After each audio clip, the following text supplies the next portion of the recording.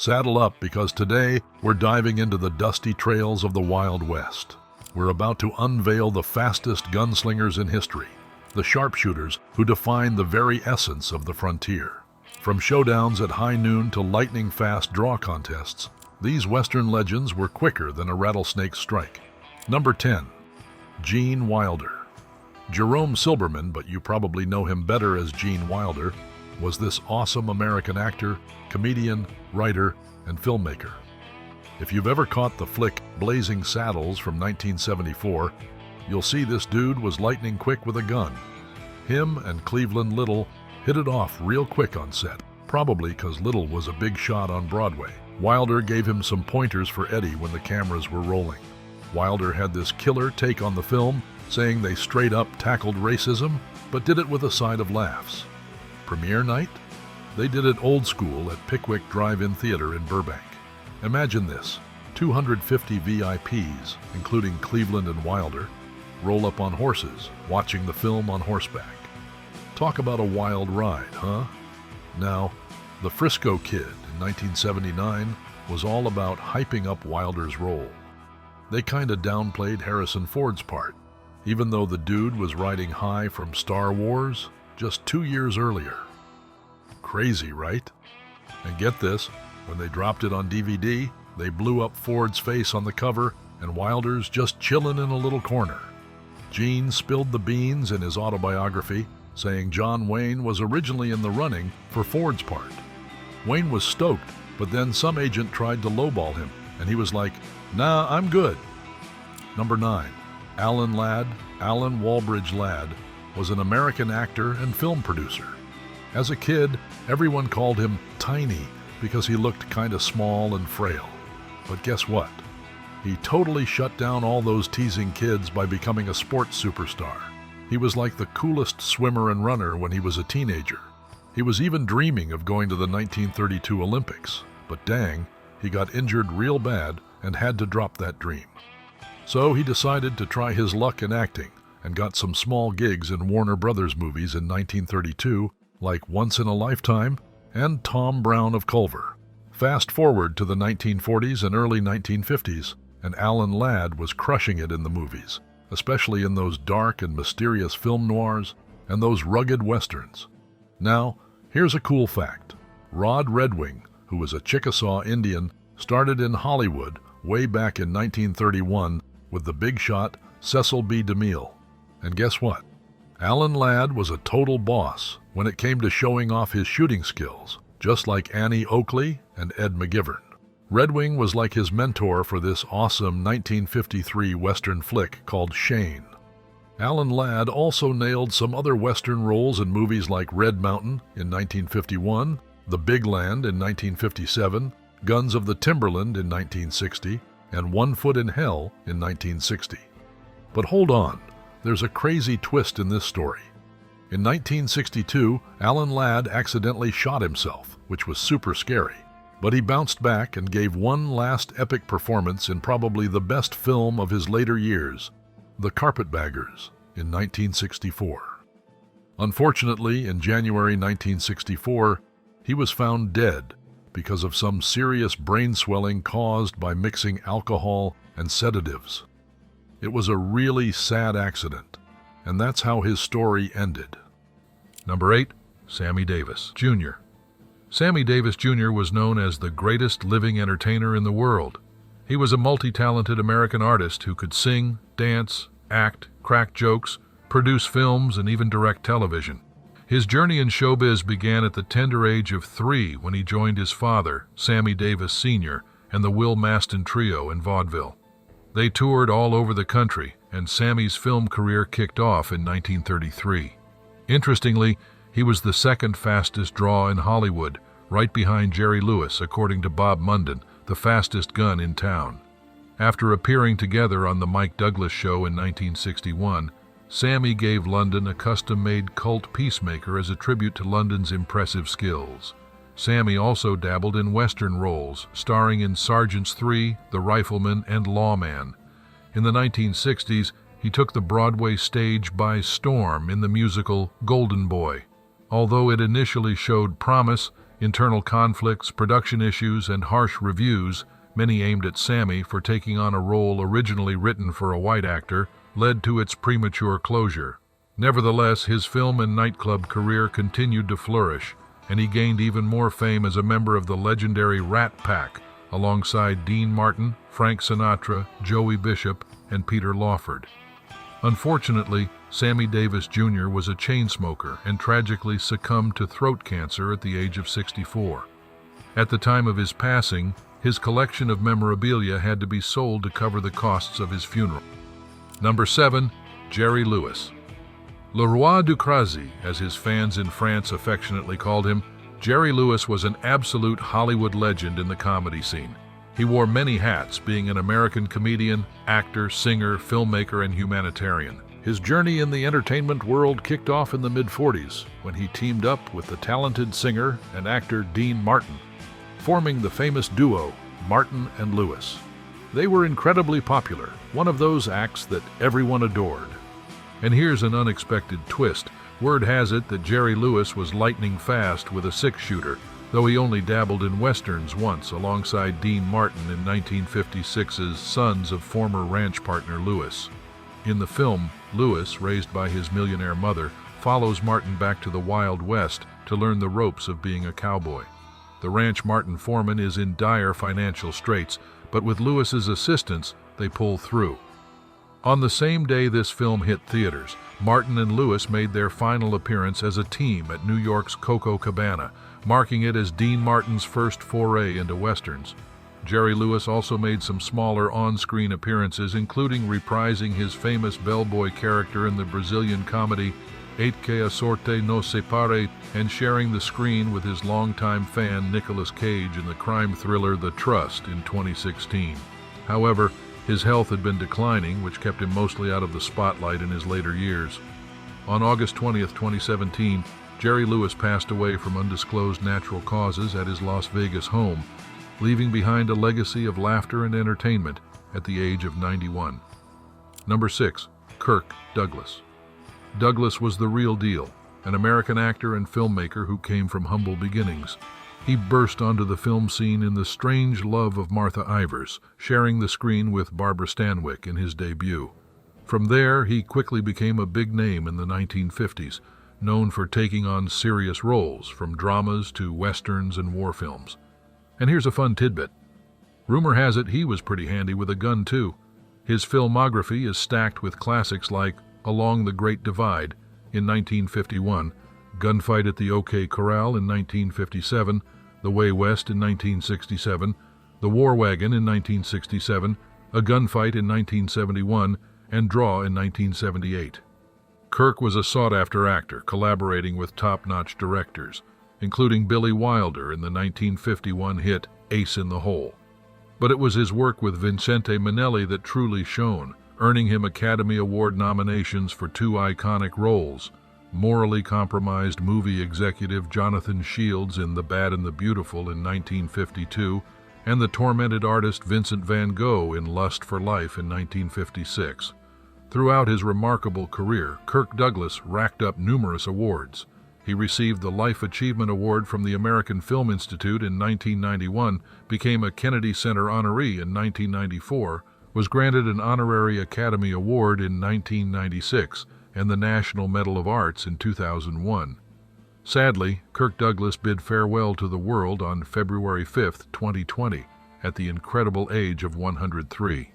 In the words of his son Michael, Kirk's life was well lived, and he leaves a legacy in film that will endure for generations to come, and a history as a renowned philanthropist who worked to aid the public and bring peace to the planet. Number 5. Glenn Ford. Glenn Ford, the Canadian-American actor, was known for playing regular guys caught up in some pretty unusual situations. He was a big deal during Hollywood's golden age, drawing crowds at the box office throughout the 1940s, 50s, and 60s. His career spanned over half a century. Rod Redwing, a Chickasaw Indian who kicked off his Hollywood journey with Cecil B. DeMille in 1931, was quite the showstopper with a gun, taking cues from the likes of Annie Oakley and Ed McGivern. He even gave Glenn Ford a few lessons for their 1956 flick, The Fastest Gun Alive. Word is, he outdrew even Avro Agello. Glenn Ford's filmography is packed with gems like Jubal, 1957, Cowboy, 1958, and Cimarron, 1960.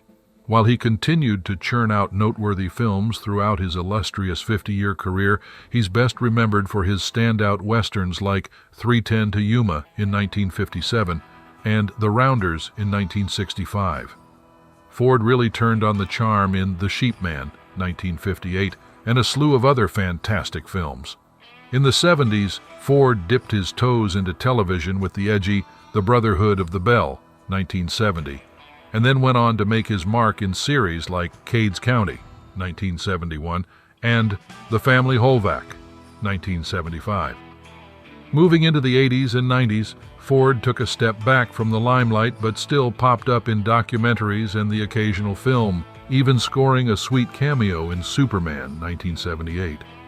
Glenn Ford is loved by fans for his amazing resume of over 100 superb films and his presence on the silver screen. Number 4. J. Silverheels. J. Silverheels, originally Harold J. Smith, was a Canadian Indigenous actor and athlete, born on May 26, 1912.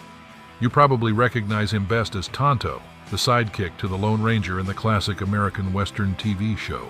Before he gained fame as the Osceola brother in Humphrey Bogart's Key Largo, 1948, Silverheels had his fair share of roles in various films during the 1940s, mostly playing bit parts as Native American characters.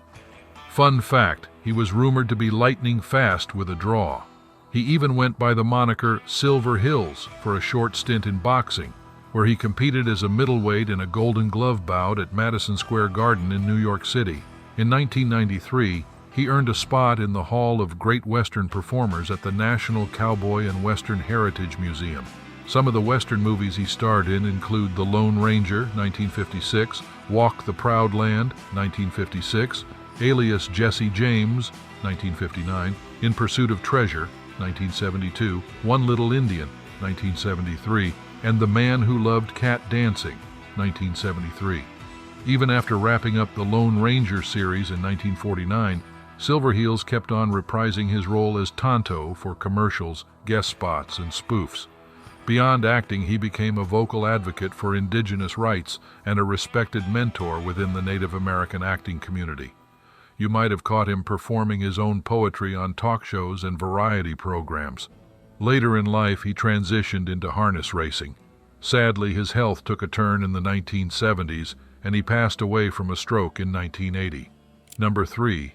Audie Murphy. Audie Murphy was quite the American legend, a soldier, actor, and even a songwriter. He's famous for being one of the most decorated combat soldiers in World War II. The guy practically collected every military award for valor the United States Army had to offer, not to mention some French and Belgian heroism medals.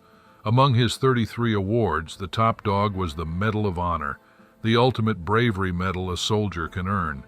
Audie earned this honor at the young age of 19 when he single-handedly held off a whole company of German soldiers for a full hour in the Colmar Pocket in France.